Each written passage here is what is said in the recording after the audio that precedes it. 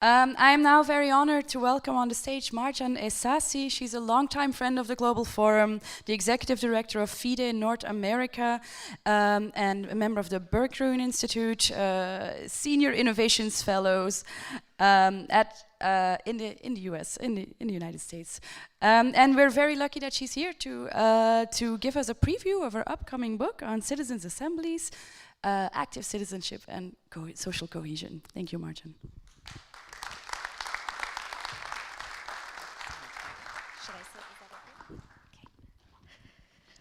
Hi, everyone. It is a pleasure to be here. I'm going to sit down because I do have some notes and I want to make sure that I go through them. So as Caroline said, I've been asked to talk about active citizenship and the transformative power of citizens' assemblies, which happens to be the title of my book, which is coming out this August. And as a first-time, rather obscure writer, any chance to promote my book is one that I take advantage of.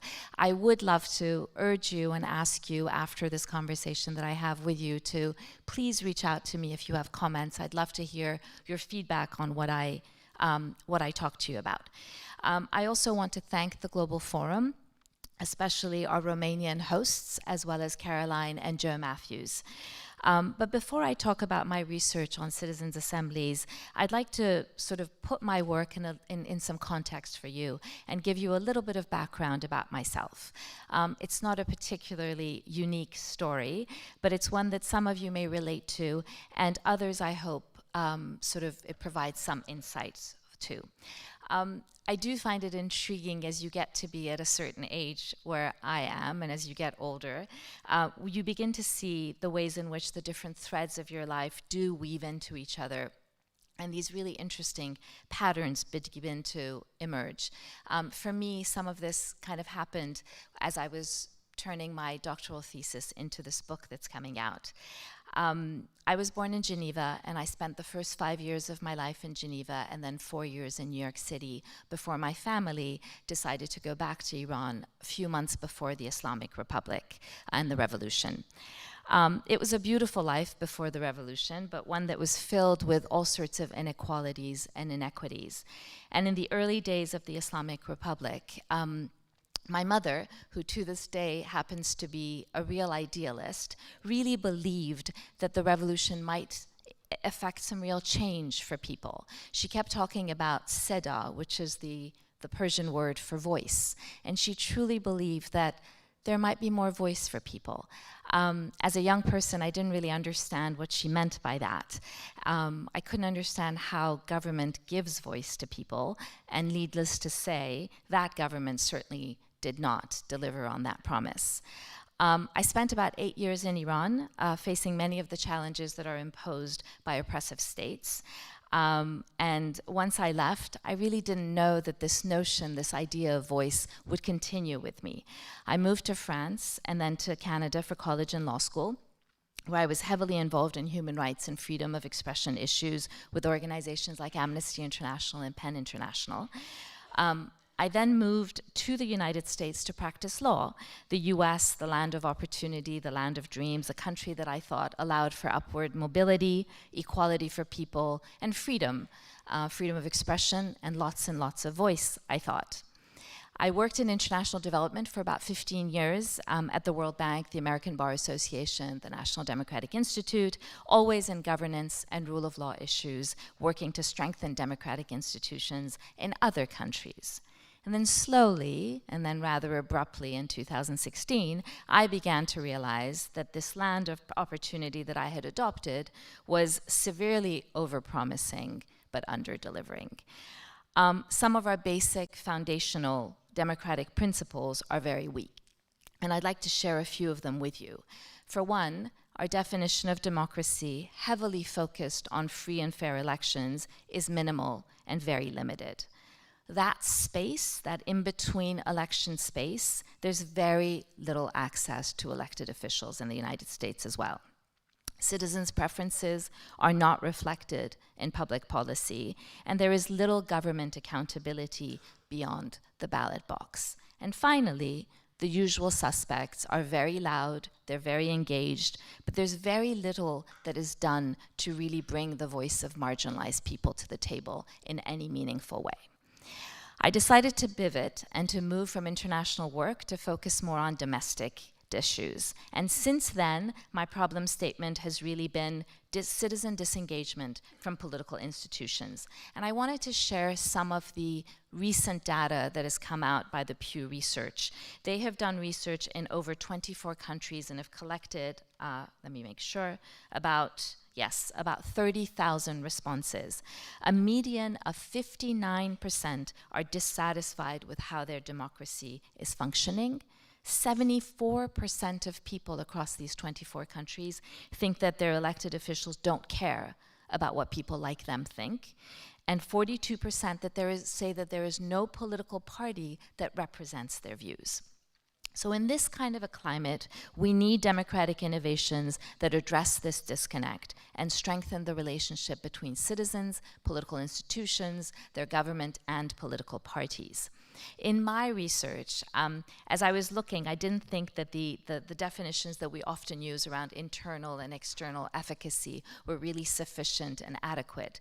And so in my own research, I created a definition for what an activated citizen looks like, and that has become my model for activated citizenship. And so in my research, the 5 characteristics that embody an activated citizen: 1 is that that citizen be informed and they have access to balanced information, that they're socially connected and in community, that they're enthusiastic about their democracy, they're politically engaged, and now finally, the 5th variable, returning to what I've talked about, is that they have consequential voice. They have a sense that their input is meaningful.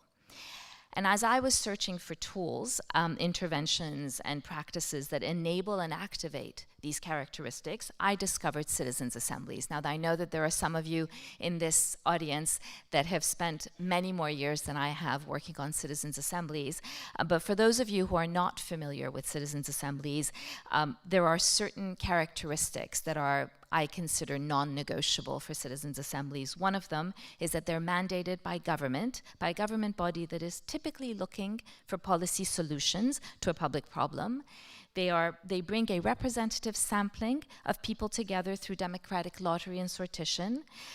Third, the participants, they go through 3 phases. They learn together, they deliberate together, and they write proposals together. And they produce a final report that they then deliver to that commissioning government body. And finally, government is then held accountable by following up with citizens. And over the past 4 years, I've been a researcher, I've been on the oversight committee, and have served as a guarantor to several citizens' assemblies in France, in Belgium, in Canada, and the United States. And I'm going to just give you a little bit of some specific examples of one citizens' assemblies, and I'm going to focus on the French Citizens' Convention on the End of Life. President Macron made a commitment during his 2nd election that if he were elected, he would engage the public in a discussion around the end of life, and understand whether citizens in France, the majority, were wanting and desiring a change in the law or not.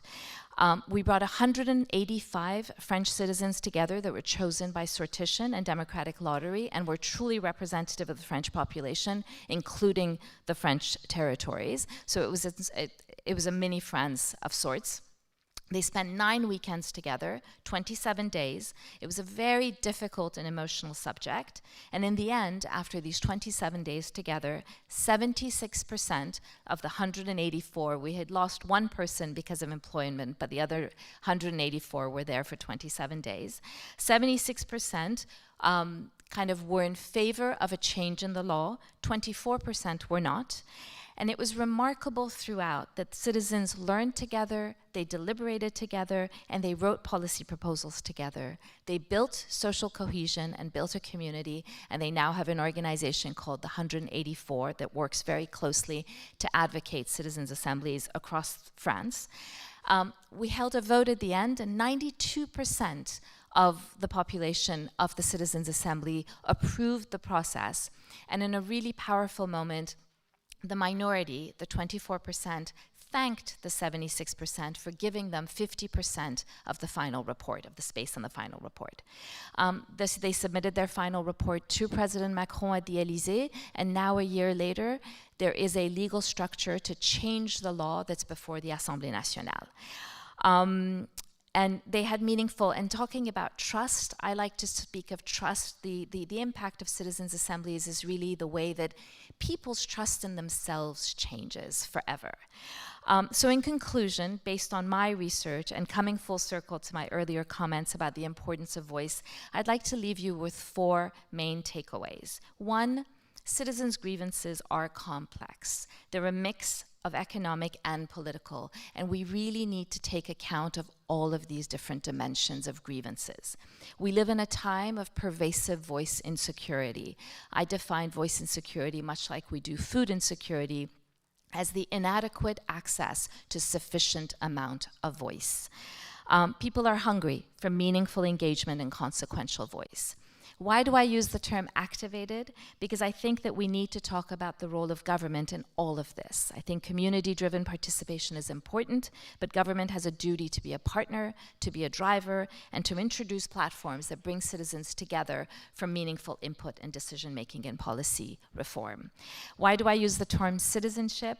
Because citizenship is a beautiful concept, and when used not in its strict legal sense, but its more inclusive sense, it encompasses all. And finally, moving to tools, we need democratic innovations, as I've said before, that hold government accountable in between elections and bring diversity of voices to the decision-making table. So I do have a healthy skepticism of citizens' assemblies. They're not a panacea, and they're certainly not the solution to every public problem. But, and this is really important, after 15 years of designing citizen engagement programs all over the world, when citizens' assemblies are designed for legitimacy, as we say, and implemented well, they are transformative in at least 5 ways. Through sortition and democratic lottery, they bring a representative and diverse panel of participants to the table, people who would otherwise not engage with each other in this polarized world that we live in. They reinforce the importance of an informed citizenry by providing balanced learning around public issues. They put the public back in public policy and create space for collective problem solving, collective intelligence, and considered judgment to emerge. They recognize the public as a resource, as an asset, and not as a risk, and decrease division. They build social cohesion and community. And finally, last but not least, they strengthen voice and much needed civic muscle. And this is the transformative power of activated citizenship. Thank you.